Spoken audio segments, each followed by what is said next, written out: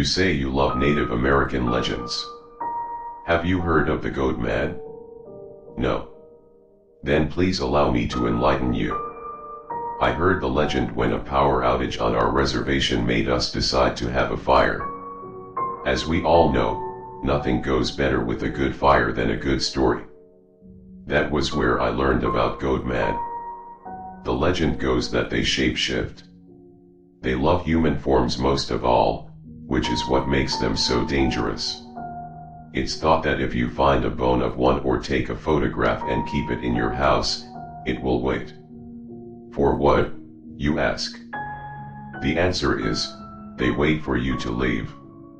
Once you leave, they ransack the place until they find what you took from them. There was even an incident, I heard that night, where some men met the Goatman face to face.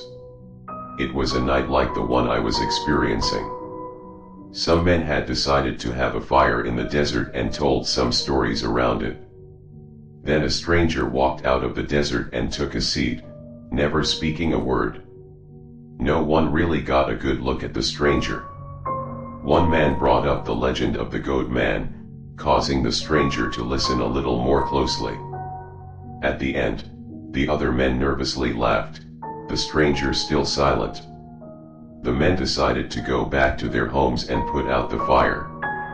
They didn't have enough room for the stranger, and figured he could hitchhike back to town. They had just left when they saw something chasing after their truck. Afraid, they sped up. The creature sped up its pursuit as well. When it reached the truck, it flipped it over and dragged 3 men off into the night. What happened to them, you ask? Well, they were never found. Be careful of the Goatman.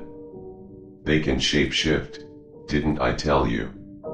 That homeless man begging for change could be one. Or your boss, teacher, or even your friends. I don't know where else to share my story, so I've just come to the first website that pops up when you search Goatman. I don't really care where I post it, the only thing that matters is that it is posted. My name is Richard, but if you don't mind me doing so, I'd prefer to skip the pleasantries and proceed with my story. I first came to know the tale of this frightful creature around a year ago during a school expedition that took us hiking through some desolate forest somewhere in rural England. The trip was actually completely normal and nothing disturbing happened whatsoever, but as we sat down at the campfire one night, one of the students, whose name I didn't know, suggested that we tell some scary stories around a campfire. As cliché as it sounded, we all agreed and decided to take it in turns. The student who came up with the idea stated that they would go first, as they had a pretty good story saved up for a moment such as this. They told the tale of a humanoid creature that, for the most part, possessed the body of a human, but that it had the head and legs of a goat. Naturally, it was labeled as the Goatman, and the student went on to speak of the creature and its endeavors into the awful. This story is the only one I remember from that night, with the rest of the stories all being based around the same generic plot concerning a bloodthirsty creature who was on the hunt for human flesh.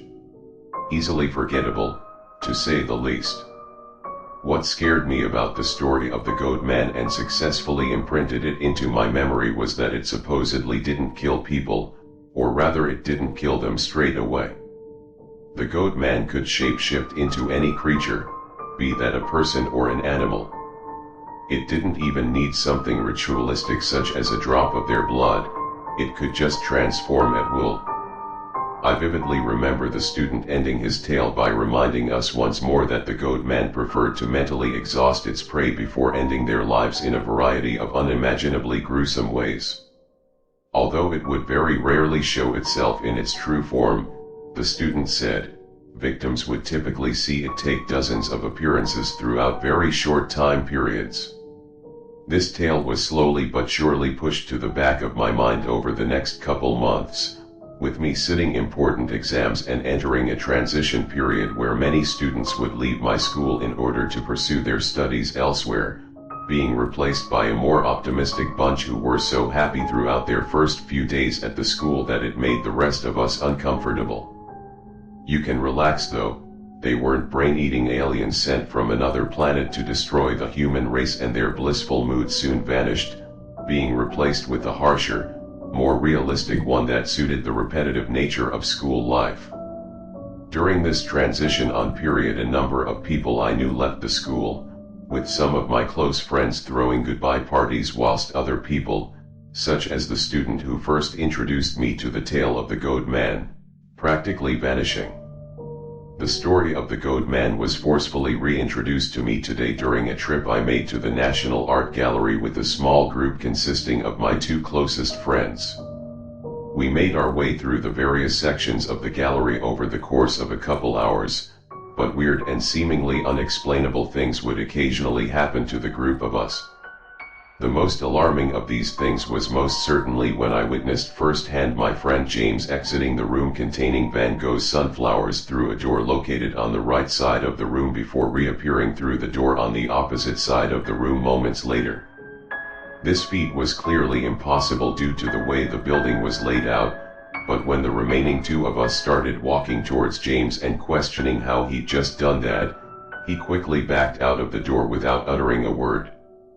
We concluded this was a practical joke, but before we could exit the room after James, he shouted to us from the right-hand side of the room that he had initially exited out of. He yelled, "You guys coming or not?"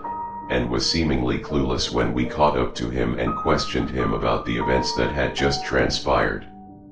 I was somewhat shaken by this initially, but refused to accept that it could have been anything but a practical joke. Whilst this was the only largely creepy thing that occurred within the gallery, with the only other noticeable occurrences being a few people smiling at us in creepy ways and one woman who supposedly walked up to my friend Charlotte and began talking to her in a language Charlotte could only describe as cryptic, things only got worse once we decided to depart. As we drove back to our town, I stared out of the window and dozed off, suddenly awaking out of nowhere as the car stood stationary at some traffic lights. Rubbing my eyes, I gazed out of the window once again, but was jolted awake when I saw the kid who had first told me the story of the Goatman all those months ago staring at me from the other side of the road. He had an eerie grin on his face, but in true horror movie fashion I did the stupidest thing imaginable and opened the car door before running up to him smiling back, fully prepared to catch up with him and ask where he'd been. I hadn't thought about the Goatman so far that day up until I saw the boy from the hiking trip standing there, and looking back on it I'm pretty sure that the Goatman knew this too. He wasn't willing to let me forget. Just before I made it to the other side of the road, a car came speeding out of nowhere and passed right in front of me, missing me by mere inches. I flinched and impulsively clenched my eyes shut, only opening them when I sensed the danger had passed. I almost jumped out of my skin when I focused on where the boy whose name I didn't know had been standing, only to come face to face with an elderly man, who, despite his drastically changed features, wore the same creepy smile on his face. I turned and sprinted back to the car, where my three friends had observed the entire event from. I knew I couldn't have been hallucinating when I saw the looks of abject terror etched across their faces. I jumped in, closed the door behind me, and James slammed his foot down on the gas. The four of us sat in silence, with the only conversation we had occurring when James attempted to pull into his driveway before Charlotte shouted at him to turn the car around and head towards the nearest police station. He began to question her, but she cut him off, and the desperation in her voice told us that something was very wrong. James kept his eyes on the road as he drove towards the station, and Charlotte looked out the window as she sat next to him, occasionally catching my gaze as she glanced back in my direction, a look of unwavering concern overshadowing her usually calm demeanor. We eventually reached the police station and I got out the car. We reached the door to the station before Charlotte grabbed me and twisted me around, forcing me to look back at the car. I caught a glimpse of a figure dragging its leg behind it as it shuffled off in the other direction, features indistinguishable in the cover of the night. What? I asked her as I observed the figure, somewhat rationally assuming it was someone departing from the police station after having been interviewed regarding an injury to their leg. Richard, she whispered to me, voice evidently close to giving out and with tears in her eyes. That thing. It was in the car with us, did you somehow not notice it? There were 3 of us in that car when we arrived at and began to leave the gallery, but a while after you got back in, I caught sight of it. It was sitting next to you in the back. I was watching it from the wing mirror of the car and it just sat there, smiling at you for the entire journey with this horrible, indescribable smile. Her voice trailed off as she finished her sentence, and I was left more terrified than I'd ever been and ever will be in my life. There was no way I couldn't go an entire hour-long car journey without noticing somebody sitting next to me. It was impossible and I knew it. Yet it had happened. My feet gave out from the sheer panic I was experiencing and I collapsed to the floor with an audible thud. Now, my eyes were filling up with tears too, but I swear I saw the silhouette in the distance turn around to look at me one final time before shuffling off into the night. The police heard us out, but took no action as all we really had to talk about was a couple people smiling at us creepily and an account of somebody slipping into our car, having been noticed by the person who sat in the passenger seat in front of it yet somehow evading the sight of James and myself, despite supposedly staring at me for the entire journey. I explained to them the story of my hiking trip and of the Goatman, but it was met with raised eyebrows despite my pleading and protesting. By this point, I would have started questioning my own sanity had I not been sitting next to 2 others who had shared this horrific experience with me. Eventually, the police said they'd come and visit each of our houses the following morning for more information after we'd had a sleep, and that we should call them if anything else out of the ordinary happened. They escorted each of us home and we decided to reconvene the following day at James' house in order to try and piece together what had happened over the course of the day. I was the last to be dropped off, and the policeman who was driving the squad car told me that they'd keep a unit on standby throughout the night, and that it would be dispatched to my address immediately should I dial the emergency services. He flashed me a smile as he rolled up the window of his car and I froze momentarily before shrugging it off. I was able to muster a faint laugh as I looked at my predicament, with me now being so paranoid that I was coming within inches of a heart attack whenever somebody did so much as smile in my direction. However, my fears were very much reasonable, and maybe, just maybe, I was correct to have been scared by his smile. I dared not look back as I made the long walk up my driveway and into my house, being sure to lock and bolt the door behind me before searching the entire house for any open windows. Every window in the house was closed, but that didn't stop me from locking them too. I tried sleeping in my room with the lights on, but I found that my mind refused to rest and instead desired to wander. I came up with endless explanations, but there was one so terrifying that I was forced to get out of my bed and roam around the house, keeping any suspicious movement going on outside. Perhaps it should have been obvious to me earlier, but I'd had so much going through my head that I'd only just come to the realization that I'd never seen the boy who told me about the Goatman and appeared to me on the side of the road anywhere apart from on that hiking trip. Desperate to be proven incorrect, I grabbed my yearbook and began frantically tearing out the pages.